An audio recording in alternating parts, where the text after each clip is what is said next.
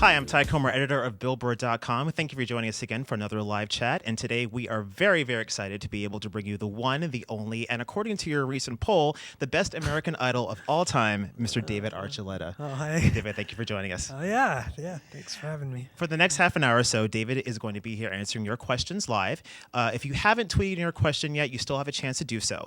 Go to Billboard.com on Twitter, tweet us a question using hashtag BBLiveChat, and perhaps I will put David on the spot and get him to answer your question.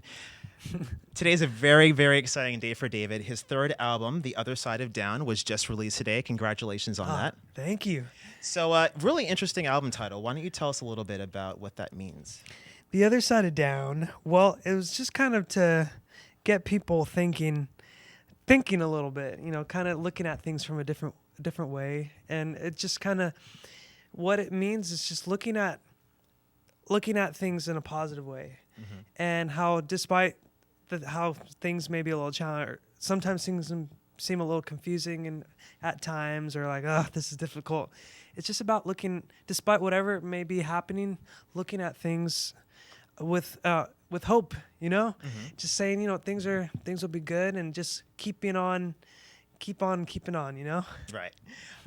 Now, how was putting this album together different from the first album that you put out? It was really different. It was the first album was just like a whirlwind, and it's like, put this together as fast as you possibly can, even though you've never done this before. Right. So it was a lot of learning, and it was just like, whoa, I don't know if I can keep up with the pace that this is moving at. Because you basically went from Idol right into the recording studio for that album, right? To the American Idol tour. Right. Oh, it's the American. So right. It was like it was the first tour and first album both at the same time, mm-hmm. And there was a lot going on, and it was a lot for me to try and take in, but I've learned a lot. I've learned a lot from that, and I've learned a lot from this album making cycle too, and I was a lot more involved with writing and just creating and putting my own thoughts and ideas into this album and into these songs.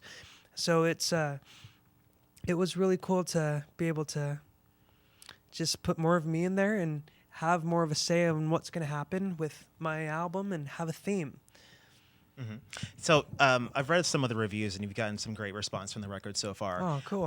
One of the things that a lot of people have said is that it's nice to hear you sound your age this time. What do you think it is that they mean by that? I'm not sure. I mean, I guess what I really tried to do was make it me, and right now I just wanted it to be reflective of whatever was going on with in my brain, or mm-hmm. in whatever I'm going through right now in my life, with experiences and stuff. And I'm a teenager. This is my last year of being a teenager and getting to be a teenager and show that in my music. Right. And I wanted to have fun with it. I felt, I think instead of worrying about, I want to come across this way in front of people and look a certain way, it's like, you know what? I just want to be myself. I just want to be me. And I'm kind of an odd person. I'm kind of weird and kind of goofy, and I wanted that to come out in an endearing sort of way. Oh, thanks. So, but yeah, I wanted that to come out in the music. Mm-hmm. Because it's like, to be honest, it's hard for me not to be me. It's hard. And I can't help it. As much as sometimes it's like, I can't you act a little more mature, a little more cool, David. It's like, it's just who I am. And I feel like I need to be true and real and honest with my music. Mm-hmm. So the songs have more of that fun, kind of lighthearted side of David. And what's cool, I think, is, I really wanted to try and find a balance between that fun, lightheartedness, along with meaningful things and having substance in the songs. And I feel like I was able to accomplish that with the album. Great. Now, you mentioned that you wrote a lot of songs on the record, actually. I think that there's maybe all but one or two songs you actually had a hand songwriting in. Was the songwriting process for you easy? Did it all come very naturally, or...? It was not easy. I can tell you that. It's always hard for me to, before, like at the beginning especially, it was hard for me to say anything, period. It was just hard. It's like, what should I say? What is it that I want to get across? And how do I say it? Like, I know what am feeling, but how do I get that into words? Right. Words are used to describe an idea or how you're an emotion or feeling, and I hadn't mastered that. and and now I think it's to the point where it's like I don't know how to get to the point. Right. It's like the opposite end. I can't get it down to just a few verses. to I need like a bunch of pages to explain what I want to get across. Right. So it's a challenge for me because it's either one end of I don't know what to say, or how do I say this a lot shorter, Right.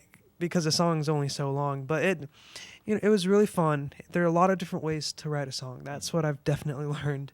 And it's especially in Nashville, I learned just that's where I really, the writers there, especially the Joy Williams, who's a writer and an artist, she and the other writers were just really patient with me, and they really just allowed me to figure out what it is I wanted to say and what I wanted to do, and it kind of mapped out the rest of the rest of the year pretty much.